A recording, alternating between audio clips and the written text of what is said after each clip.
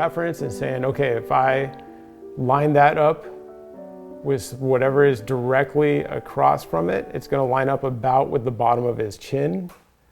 And if I line those up, that looks about right. You know, so I'm constantly checking those relationships as I go. And then saying, okay, his shoulder then comes out past that a little bit, out that direction. You know, his kind of clavicle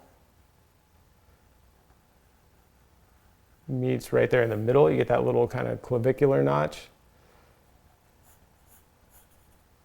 And sternocleidomastoid running down that way. So now we're going to go in and work from our head, neck, and shoulders, and then figure out how to work our way down to kind of the pelvic section and then down to the ground. So initially I want to just find that head, neck, and shoulders, and then the center line, which again, I'm going to use a plumb line to figure out where that center line needs to line up with what's above it. And it looks like it's going to end just about under the middle of his chin. So I know it's going to end up somewhere along that line right there. And then I'm just going to judge that angle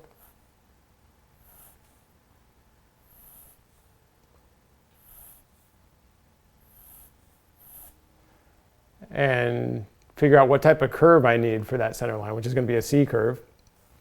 And then come in and drop that down and make sure that ends about right where I think it should be, which is right about there.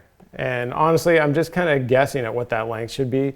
You could measure it if you need to, but if we're just doing little gestures like this, I'd recommend kind of starting to get used to, you know, learning how to judge those lengths correctly. And then we can find this actually rhythmically should sweep right down into the leg from there and almost right down that direction. You know, so we're just looking for long sweeping lines for our gesture. And we're using three things. We're using C curves, S curves, and straights. And that's it. C curves, S curves, and straights, and remembering to constantly draw from the shoulder as much as possible. And I'm going to adjust this shoulder a little bit. Bring that out. And so now for the Reilly method, we're going to be using those two triangles that you see pretty frequently. So we're going to have the shoulders cutting in on each side, kind of over to the pec, and then look for where this shoulder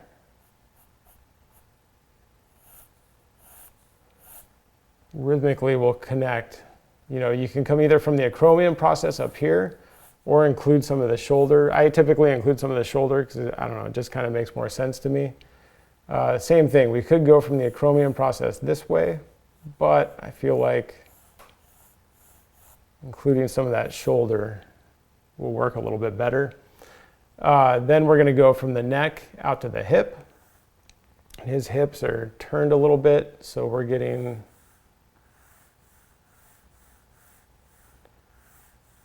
something rhythmically that's going to sit off this direction. And I want to make sure, again, use a plumb line, make sure this isn't coming out too far. I can look up there and see that his torso and kind of his glutes aren't going to come past the acromion process. So they're going to sit about back here. You know, and then we have that boxy shape of the pelvis that's kind of being turned away from us. So we're going to bring this side. And again, plumb line, it's not going to come out past his chin much. And that hip is going to sit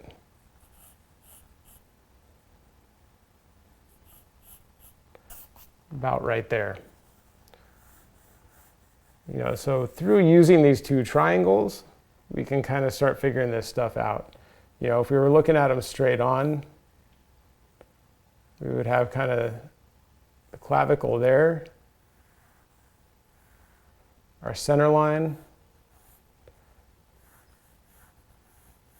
and then triangles running down to about the pubic bone, and then we would have triangles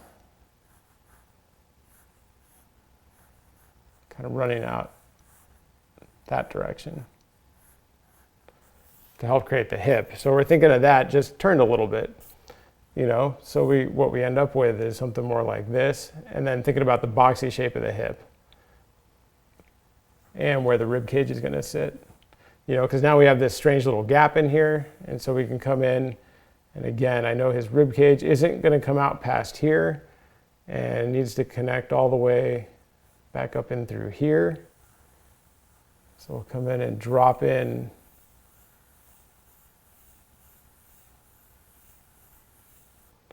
that oval for his rib cage.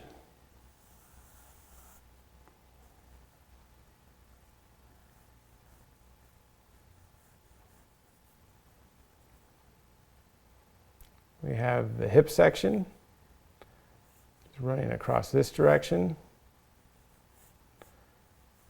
and up this way, because we have kind of a boxy shape for the hip.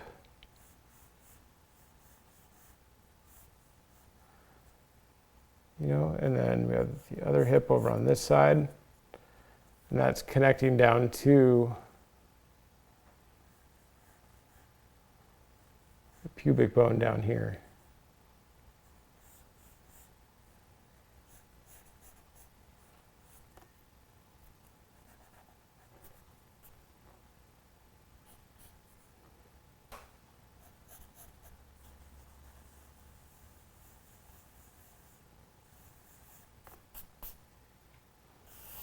So we can find the gesture of the leg, which again starts with this big C curve, runs down this way, and I need to know where that ends. Again, use a plumb line.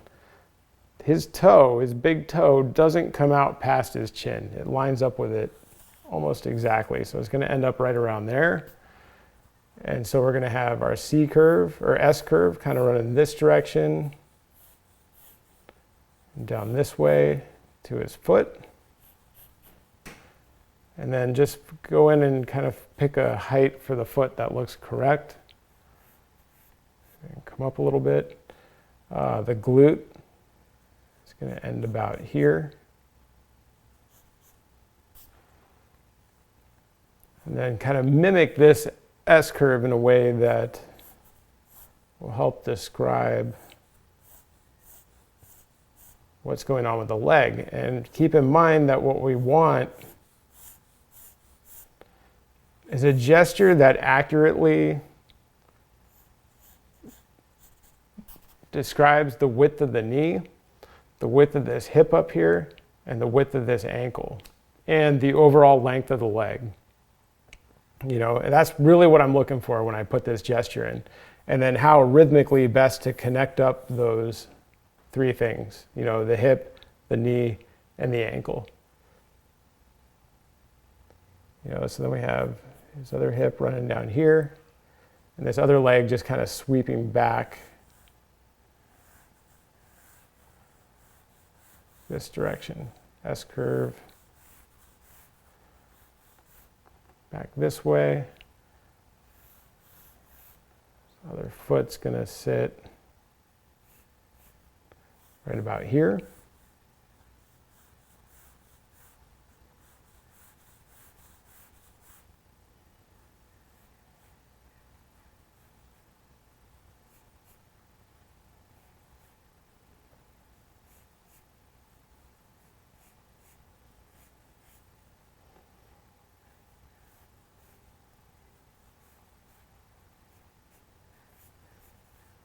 Get that far foot in there.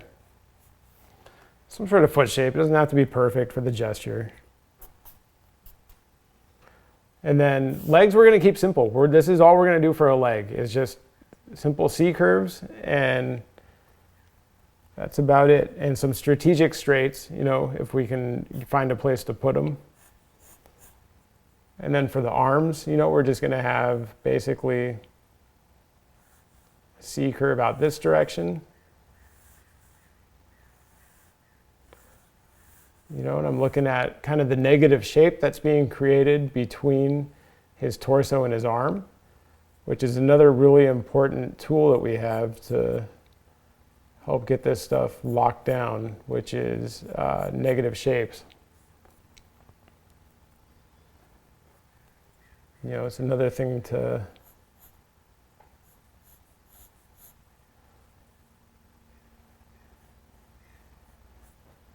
help keep track of everything. You know, like when I drew this kind of chin and trapezius section, I was really also looking at that negative shape that was being created right in there.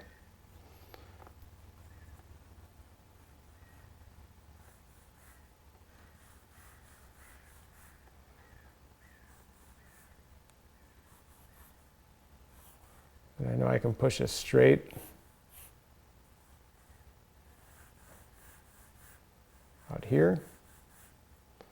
And then that hand is going to sit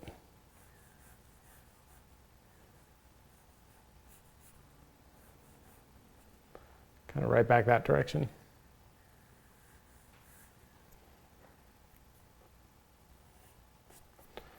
So that's kind of the Reilly version of this. The other version I'll draw, and I won't even go into the arms and legs necessarily because those are going to be the same on both. And the other one